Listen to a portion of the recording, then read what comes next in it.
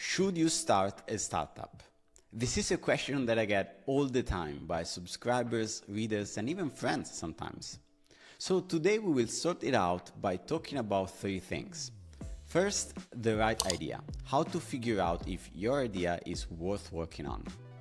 Second, venture capital versus bootstrapping. We talk about freedom and what VC money is really for. And third, the founder experience, which is probably the most important of all. What it's like to be a founder at a personal level. But first, why should you listen to me at all? As I've written other times, my professional life has been made up of three main experiences so far. First, I've been co-founder and CTO of Wanderio for 8 years. I raised about $4 million in Italy, grew a 20-ish people team, and served more than 25 million customers. Then I've been head of engineering at Translated for about 1 year, which is a larger 150 people tech company working on AI and translation services. And now I'm the creator and writer of Refactoring, which is the very YouTube channel and newsletter that you're on right now. And it's been 3 years so far. So that is to say, I'm lucky to have seen work from different angles, so like a co-founder, a manager, a creator, but there is no deny that my longest and most profound experience has been as a startup founder. Because it was my first job out of university. I dropped out my PhD, and I guess it was my imprinting, if you may call it like that, with the tech world. In fact, startups are still a big part of my identity today. I advise and mentor many, invest in a few, and many refactoring articles are written with them in mind. So people sometimes ask me whether they should start a startup. They may have an idea, sometimes a prototype already, and wonder if they should go all in. Now, this question has at least two angles, which are equally important. The first one is the business angle. Is this idea startup worthy? Are you the right person or team to do it? And is going VC the right route versus, for example, bootstrapping it? And the second angle is personal. Would you enjoy being a founder? Is it the right call for your life, risk-reward wise, and based on everything else you have going on? Now, these questions are hard. In most cases, answers are murky and there is a lot you can't just predict. But not asking them is worse. I've seen far too many startups who had to stay side projects, founders burning out because life is not what they expect it to be, or also side projects with fantastic potential that never graduated into businesses. So let's try to unpack this, starting with the right idea. Let's say you have an idea that you would like to turn into business and want to figure out if it is worth to invest more in it. That is, time, money, whatever. This isn't strictly about startups. Even at side project scale, if the goal is to make something that makes sense as a business, you should ask yourself the same question. Now, there is not wide consensus on how to answer this. If you search online, you will find plenty of hot takes about idea versus execution, scratching your own itch, picking the right market, and more. But my personal litmus test is simple and is based on two things. You need to be an expert in the problem and you need to know how to build. So let's look at both, starting with whether you are an expert in the problem or not. Startups and products in general are solutions to problems, and you should pick a problem you are an absolute expert in. The easiest way to do so is, of course, to pick one you personally have. So you take something that really bothers you, whose solution you would pay for, and create it yourself. But that's not the only way. You may have worked in some space for years and found a gap, something that can be done better. You may not be the one who feels the pain, but you know well the people who do, and why. So now you might say that there exist plenty of success stories where founders were not experts, and you may even argue that naivety can be an asset sometimes. Which is right, fair enough, but startups are a gamble already, and life is short, so I wouldn't bet many years of my life on something that I do not understand. Next, let's talk about knowing how to build. To me, that means you bring something to the table that helps to create the solution, which is usually about one of two things. It's either tech or distribution. Tech means you know how to build the actual product or a big part of it. You know your way around tech and design, let's say. While distribution means you have some advantage at finding your ideal customers versus the average Joe. Maybe you have worked with them, or you have an audience, or you are a big SEO expert and the problem is perfect for SEO. Now, the two factors above have different weights based on the kinds of risks that you face the most. And all startups face two kinds of risks: market risk and execution risk. Market risk means you build something that nobody wants, while execution risk means you're not able to build a solution. Now, when you think about it, the more an idea or a problem is obvious, the less the market risk, and the more the execution risk that you face. If your idea is to create AGI, like OpenAI, or to summon cabs in 1 minute from your phone, like Uber, the question is not whether people will want it, but rather if you are able to build it. In fact, we have to assume that all the obvious but unsolved ideas are hard. Otherwise, somebody would have solved them already. Conversely, there exist plenty of niche or weird ideas for which execution is kind of trivial, but it is unclear whether you are looking at real problems or simply nobody cares about it. So market risk is diffused by your expertise about the problem, while execution risk by your build skills. So all of this sums up in having a strong answer to the why me question. Why am I the right person to do this? And the best answer should be something like, I'm an expert in this problem and I know how to create something that solves it.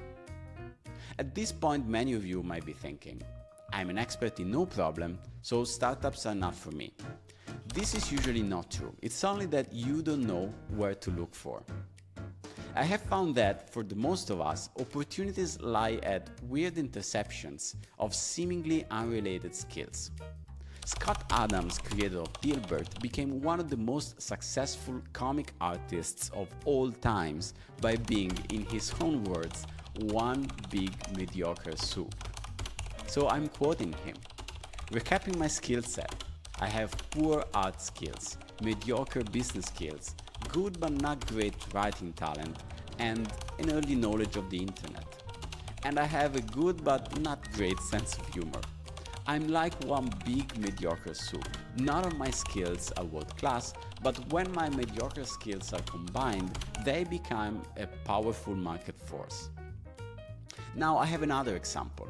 A good friend of mine who studied computer science with me went on to specialize in operational research. Now, his uncle also owned a pharmacy, and while studying, my friend worked there occasionally to pay for tuition and rent. To handle supplies, the store used a software that was ancient, to say the least, and my friend hated it.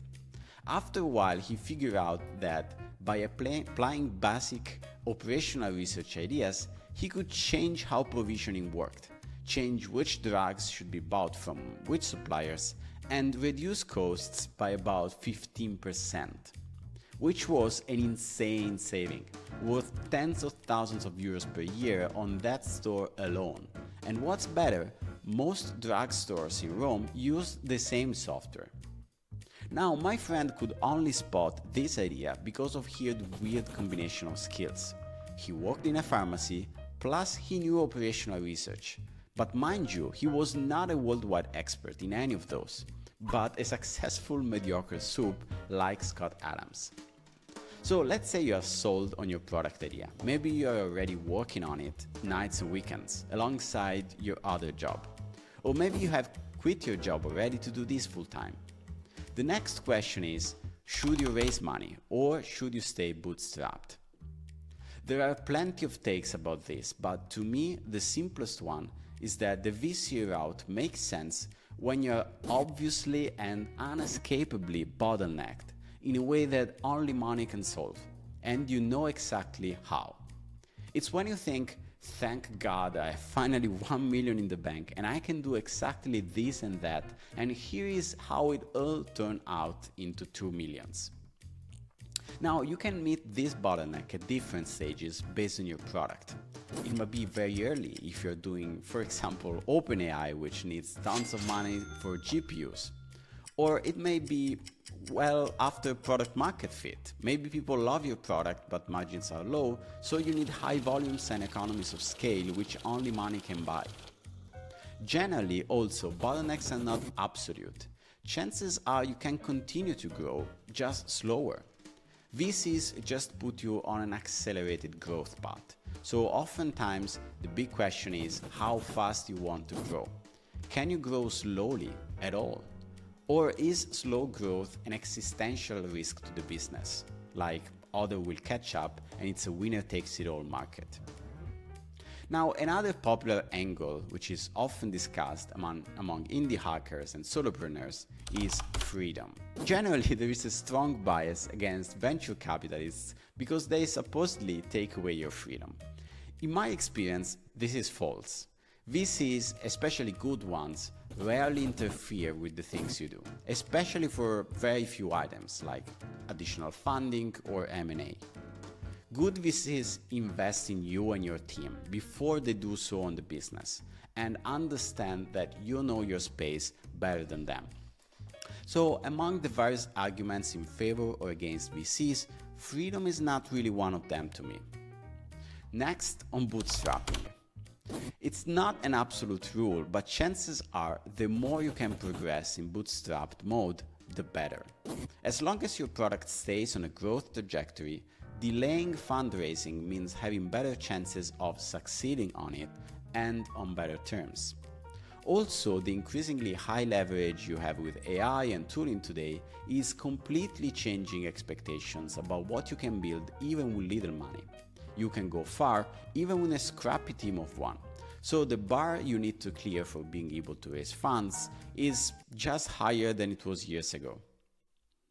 And then a final consideration about niches and small versus big businesses.